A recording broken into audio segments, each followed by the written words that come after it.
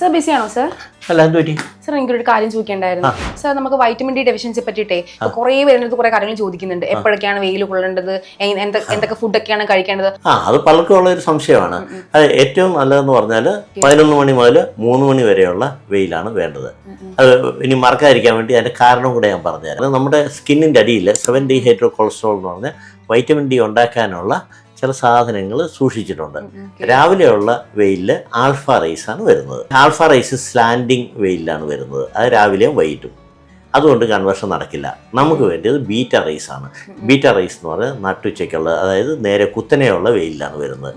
ആ കുത്തനെയുള്ള വെയിൽ ഈ സ്കിന്നിലെ 7 ഡീഹൈഡ്രോ കൊളസ്ട്രോൾ വീഴുമ്പോഴാണ് അത് കൺവേർട്ട് ചെയ്ത് അടുത്ത വൈറ്റമിൻ ഡിയിലോട്ട് പോകുന്നത്. അതുകൊണ്ട് നമുക്ക് എപ്പോഴും വേണ്ടത് നട്ടുച്ചയ്ക്കുള്ള വെയിലാണ്. നട്ടുച്ചയ്ക്ക് വെയിലുണ്ട്, അപ്പൊ നമുക്ക് സൺബേണിന്റെ പ്രശ്നമൊന്നും ഉണ്ടാവില്ലേ? അതൊരു പ്രശ്നമാണ്. അത് നമ്മളെക്കാട്ടി കൂടുതൽ ഈ കോക്കേഷ്യൻസ് എന്ന് പറഞ്ഞാൽ വെളുത്ത സ്കിന്നുള്ള ആൾക്കാർ, അവർക്ക് സൺബേൺ അടിക്കാനുള്ള സാധ്യത വളരെ കൂടുതലാണ്. നമുക്ക് മെലാമിൻ എന്ന് പറഞ്ഞ ഒരു കെമിക്കൽ, ഒരു കോട്ടിംഗ് ഉണ്ട്. അങ്ങനെയുള്ളപ്പോൾ നമുക്ക് കുറച്ച് പ്രൊട്ടക്ഷൻ ഉണ്ട്, പക്ഷേ കംപ്ലീറ്റ് പ്രൊട്ടക്ഷൻ ഇല്ല. അങ്ങനെയുള്ളപ്പോൾ നമ്മൾ ചെയ്യേണ്ടത്, നമുക്ക് സൺസ്ക്രീൻസ് ഇപ്പോൾ ഒരുപാട് അവൈലബിൾ അല്ലേ, അത് ഉപയോഗിക്കാം. സാധാരണഗതിയിൽ നമ്മളൊരു ദിവസം ഒരു 45 to 50 മിനിറ്റ്സ് ആണ് വെയിൽ കൊള്ളേണ്ടത്. സൺസ്ക്രീൻ ഉപയോഗിച്ച് കഴിഞ്ഞാൽ 20% സമയം നമ്മൾ എക്സ്ട്രാ വേണ്ടി വരും. അതായത് 1 മണിക്കൂറോളം നമ്മൾ വെയിൽ കൊള്ളണം. അങ്ങനെയാണെങ്കിൽ മാത്രമേ നമുക്ക് വേണ്ടിയ ആവശ്യത്തിന് വേണ്ടിയ വൈറ്റമിൻ ഡി ഈ സൂര്യപ്രകാശം കൊണ്ട് കൺവേർട്ട് ചെയ്യുള്ളൂ. അപ്പോൾ വൈറ്റമിൻ ഡി ഡെഫിഷ്യൻസി ഉണ്ടെന്നേ നമുക്ക് എങ്ങനെ സ്വയം കണ്ടെത്താൻ പറ്റും? നമ്മുടെ നാട്ടിൽ എല്ലാവർക്കും ഇപ്പോൾ വൈറ്റമിൻ ഡിയുടെ ഡെഫിഷ്യൻസി ഉണ്ട്. അതിൻ്റെ കാരണം എന്ന് പറഞ്ഞാൽ ആൾക്കാർക്ക് മതിയായ രീതിയിലുള്ള വെയിൽ കൊള്ളുന്നില്ല. പിന്നെ ആഹാര സാധനങ്ങളിൽ വ്യത്യാസം വരുന്നു. അപ്പോൾ നമുക്ക് പലപ്പോഴും വരുന്നത്, നമുക്ക് ബോൺ പെയിൻ വരാം, നടുവേദന വരാം, മസിൽ പേശികൾക്കുള്ള വേദന വരാം. അതൊക്കെയാണ് ഒരു ലക്ഷണങ്ങൾ.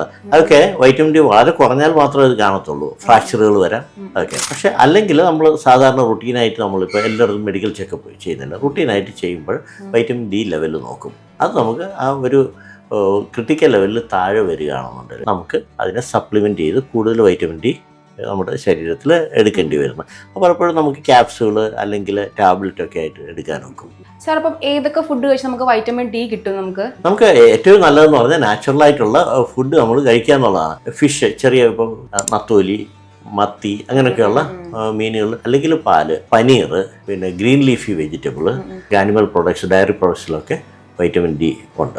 മഷ്റൂമിനകത്ത് കുറച്ച് വൈറ്റമിൻ ഡി ഉണ്ട്. പിന്നെ വൈറ്റമിൻ ഡി ഡെഫിഷ്യൻസി നമുക്ക് സ്കിന്നിൽ എന്തെങ്കിലും ചേഞ്ചസ് വരും സാർ? ഇത് സ്കിന്നിൽ ചേഞ്ച് വരാം. ഒരു ഹോർമോണായിട്ടാണ് ഇത് ആക്ട് ചെയ്യുന്നത്, വൈറ്റമിൻ ആയിട്ടല്ല ഇത് നമ്മുടെ ബോഡിയിൽ ആക്ട് ചെയ്യുന്നത്. അതായത് നമ്മുടെ ബോഡിയിൽ വൈറ്റമിൻ ഡി വന്നിട്ട് അത് വൃക്കയിലും കരളിലും ഒക്കെ ചേർന്ന് അതൊരു ഹോർമോണാക്കി എടുക്കും. അപ്പോൾ അവിടെ ആ ഹോർമോണിൻ്റെ ആവശ്യമുള്ള പല ഓർഗൻസിനും ഇഷ്യൂ ഉണ്ടാകും. അത് ഏറ്റവും കൂടുതൽ എന്ന് പറഞ്ഞാൽ നമ്മുടെ കാൽഷ്യത്തിനെ നിയന്ത്രിക്കുകയാണ്. അപ്പോൾ കാൽഷ്യം എന്ന് പറയുമ്പോൾ അറിയാമല്ലോ, പേശികൾക്കും നമ്മുടെ ബോണിനും എല്ലുകൾക്കുമാണ് അത് അഫക്റ്റഡ് ആകുന്നത്.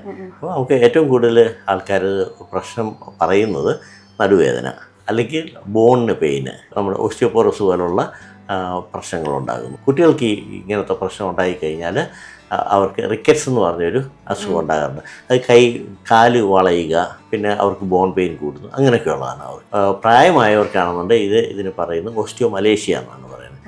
അവർക്ക് ചെറിയ ചെറിയ ഫ്രാക്ചറുകൾ വരും, ഡിസ്പ്ലേസ് ചെയ്യാത്ത ചെറിയ ചെറിയ ഫ്രാക്ചറുകൾ വരും. Lakshmi Hospital, the trusted family hospital.